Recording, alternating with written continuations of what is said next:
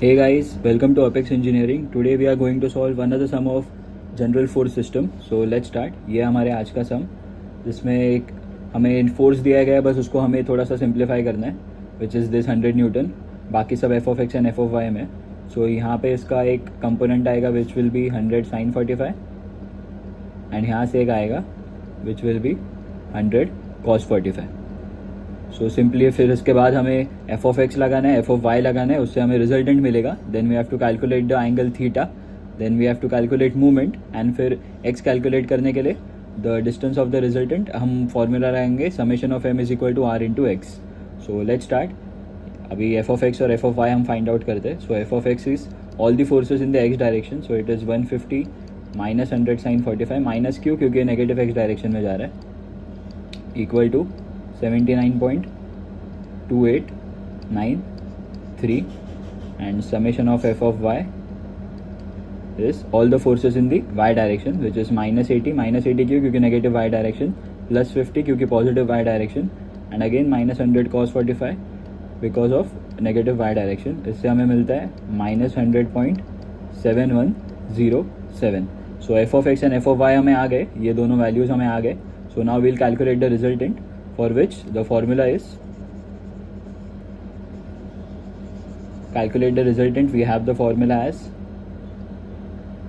r equal to under root summation of f of x the whole square plus summation of f of y the whole square. आप जब इसमें f of x और f of y की value substitute करोगे तो आपको यहाँ पे रिजल्टेंट आता है विच इज़ 128.1774 न्यूटन. एंड जब अब थीटा फाइंड आउट करना है हमें इसका angle, so we'll just apply the formula tan theta equal to tan inverse of summation of fy divided by summation of f of x and we'll substitute the values of f of x and f of y and we'll get the degree as 51.78 degree. So इसके पहले वाले part में हमने resultant and direction theta find out किया. So now let's find out the movement first. So for finding out the movement हमने क्या सीखा है कि ये 150 न्यूटन वाली जो लाइन है, ये बस आपको अभी समझने के लिए मैं कैसा कर रहा हूँ. ये 150 वाली न्यूटन की जो लाइन है मैंने इसको पीछे ले लिया and we already know that clockwise direction is treated as negative and anti-clockwise direction is treated as positive. So अगर मैं ये रेड से मार्क करता हूँ, ये पॉइंट ओ है हमारा बीच का. अगर मैं यहाँ से एक यहाँ पे लाइन खींचूँ फॉर 150 न्यूटन, ठीक है, तो ये जो 150 न्यूटन वाला जो एरो है ये इस लाइन को पुश करेगा in the clockwise direction. So clockwise direction is negative. So for 150 the movement will be negative minus 150 into the distance which is 3 metre, क्योंकि रेडियस हमें ऑलरेडी दिया है 3 मीटर. और हमने ओ पॉइंट यहाँ पे कंसिडर किया क्योंकि क्वेश्चन में लिखा है what will be the location of the location with respect to the centre of the circle. The centre of the circle is a reference point. So we'll write it down.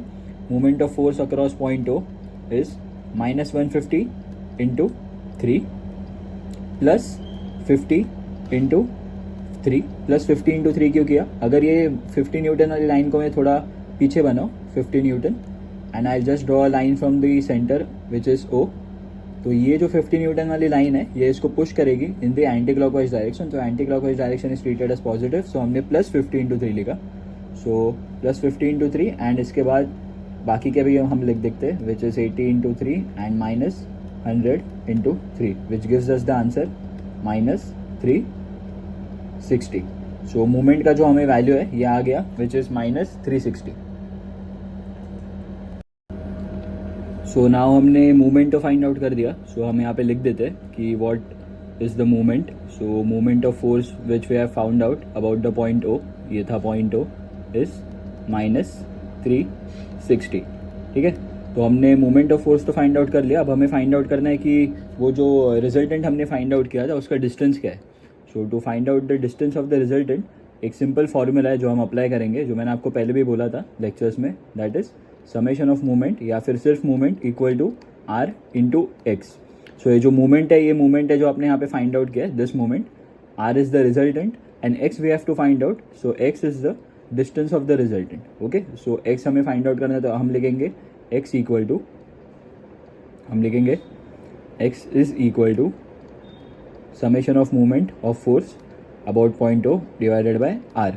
सो हमें x इससे मिलेगा which is, हमें movement आया था 360 या फिर minus 360 divided by R. R जो हमें रिजल्टेंट आया था वो था 128.18. सो इससे हमें आंसर आता है विच इज़ 2.8 मीटर। अब ये माइनस लिखोगे तो ये लेफ्ट में होगा और आप प्लस लिखोगे तो ये राइट में होगा। सो ये -2.8 लिखो या फिर 2.8 मीटर लिखो, ये सेम ही चीज़ है। So that was the sum. Thank you.